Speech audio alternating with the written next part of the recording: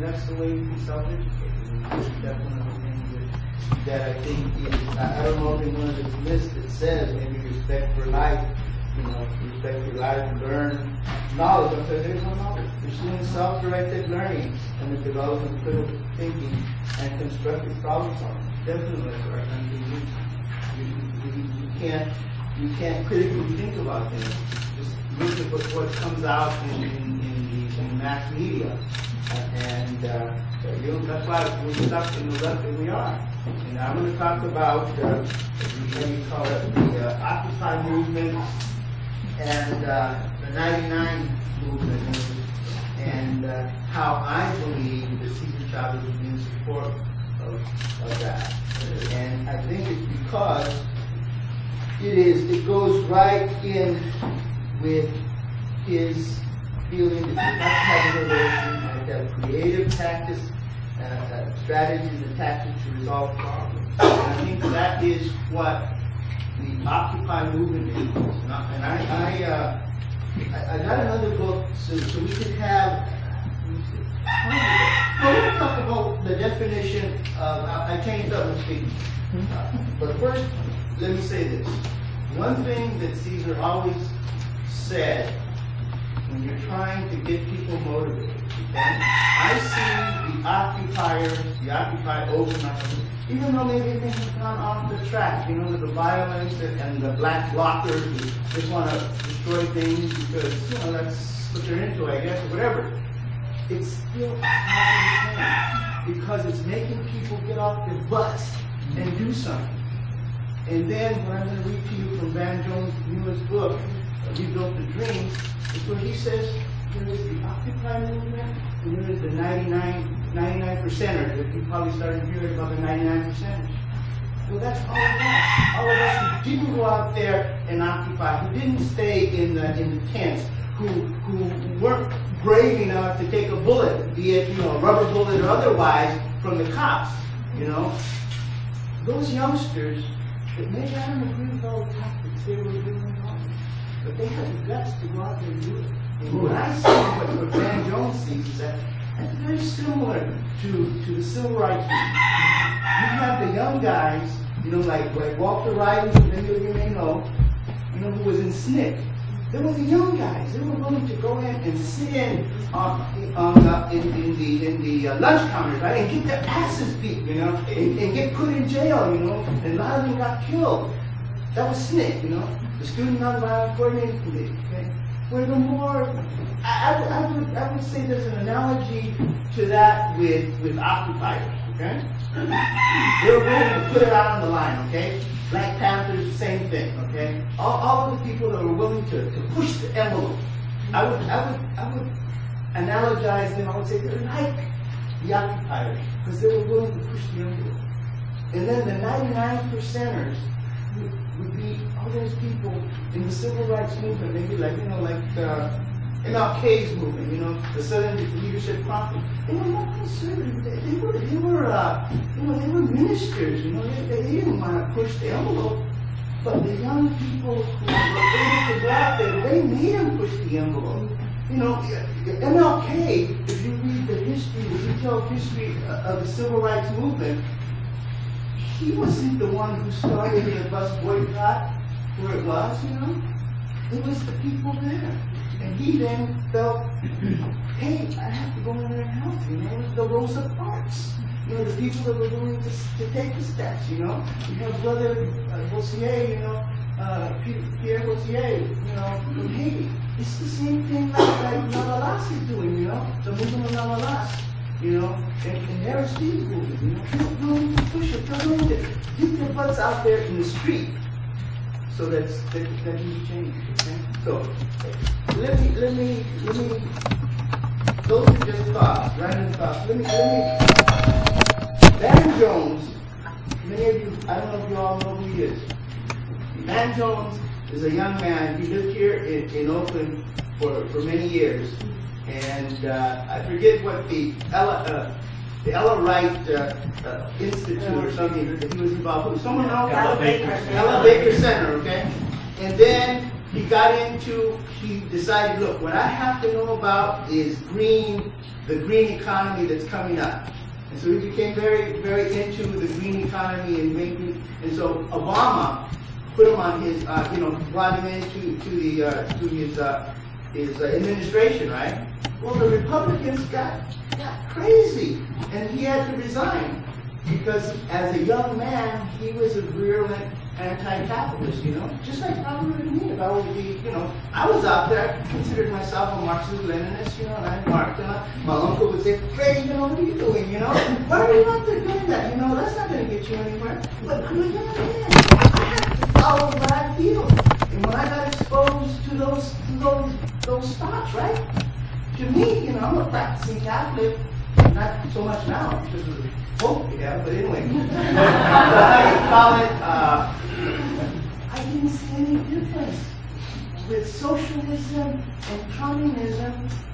It seemed to me the same thing that Christianity was saying, that if you were really following Christ, that's what you would be. I mean, there's a verse in I think Matthew, and I don't know, I'm not that good at all, but it goes something like, the last will be the first, the poor will be the first, the rich will be the last, And to me, it makes sense, But anyway, let me mention, because I want to get on track with my students.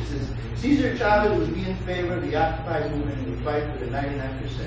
Okay, let's define terms here. Okay. The terms, as I see, and so far what I've found in terms of being able to define what they are, is this man Jones. I think he's doing a good analysis on that. He's saying that the 99% is different than the Occupy. And I'm going to read what he said because I think it's interesting. The first term is Occupy. What does Occupy mean? It's used primarily to refer to approximately 200,000 folks across the country who have camped out, protested, and or attended the consensus-based mass meetings known as General Assemblies. I use the term, and this is Van Jones, I use the term, it also includes those who started spin-off projects that use Occupy in their name. Occupy Oakland. But in general, the occupiers are the frontline crusaders. They push the envelope. They put their bodies on the line. They often engage in direct action protests like sitting at a bank. They endure arrests and too often police assaults. Okay? And this guy is honest because he says, look, I went and I was at the encampments in Manhattan, Boston, even Oakland. He says here, but he doesn't consider himself a part of the Occupy movement, and he doesn't want to speak for them because they're speaking for themselves. You may not agree with all what they, some of the elements that are in there, but they have out. Now he then says and draws a distinction with the 99%. That term identifies a group that is much larger, made up of untold millions of people. According to the polls, roughly 33% of the public supported the protest. Well, you know what? It's more now. The latest thing I saw on CNN in terms of, the idea, one of the principal ideas of Occupy Wall Street when it first came out was tax the rich fairly, fair taxes, okay?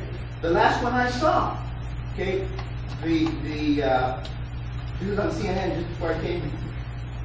The Democrats, 80% support it. The Republicans, 53%, support it. And the independents supported it around at 63% or something like that. That's because these people were willing to go out there and put their butts on the line, put their lives on the line, so that the media would cover it and would start talking about the issue instead of the BS that they always talk about. They just talk about, well, how is Romney's hair, combed today, and who's talking bad about his wife, and is someone checking out, Michelle or some other BS, instead of talking about the issues. And then he goes on to say that he does include himself in that 99%. I think I include myself also. we were the people who spoke up for Occupy around the water coolers, wherever you live, you spoke up. A lot of us, forwarded the videos of police brutality, but few of us were willing to take a bullet, even a rubber one, for the cause. And he says, and I'm just saying this, we cannot be thankful enough to those people who did that, or else the discussion wouldn't be where it is right now. Obama's, because I'm kind of totally agree with Obama in a lot of things, but he wouldn't have the leeway right now to be able to talk about the issues in terms of barely getting taxed from the very, very rich. Okay, 1%. The 1%, they get. The last, I don't have the correct figures and I don't want to misspeak, but it's a lot of the money, the increase in money. It's like in the 80% or something. Yesterday I heard on the tape you say that it's like the 1% receive like 97% of income. Yeah. The increase in income in the recovery. Right, yeah, the recovery increase, that's right. And see, and they talk about, we have a recovery, a jobless recovery. What does that mean?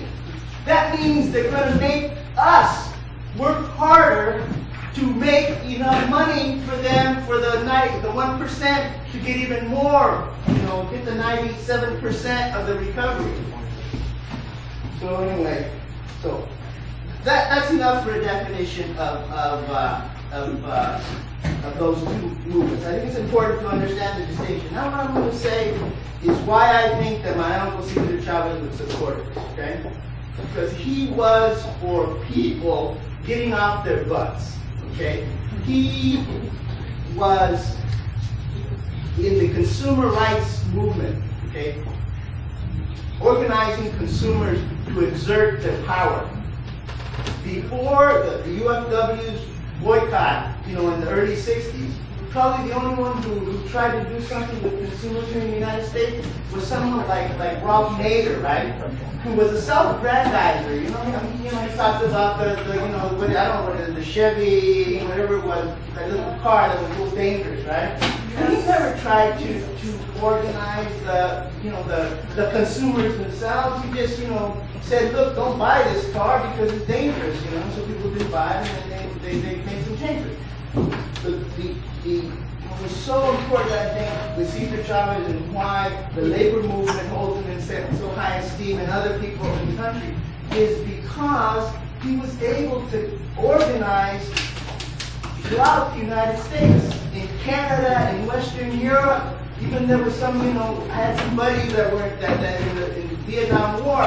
They even organized in Vietnam where they were under fire and stuff, and they refused to eat the grapes that the Department of Defense under Nixon then was buying a lot of grapes to because nobody else was buying them, right? And they'd send them over to the troops in Vietnam, and the troops would not eat it. They dumped it and stuff, and that's how deep that message went through, okay? And it wasn't by accident. It was not by accident.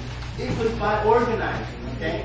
And that's what I see in terms of that Cesar would be in favor of people getting off their butts, the young bucks going out and doing what they're doing. And I think that he would like to see, hey, put it in the direction.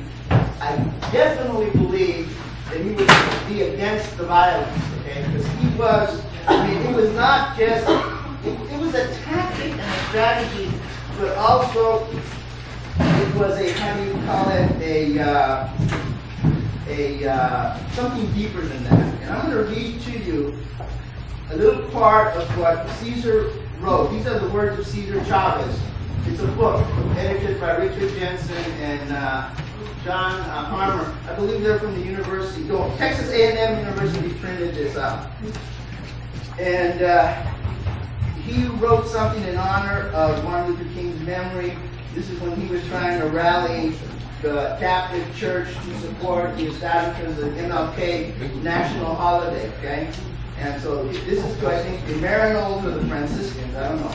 He says, Dr. King's entire life is an example of power that nonviolent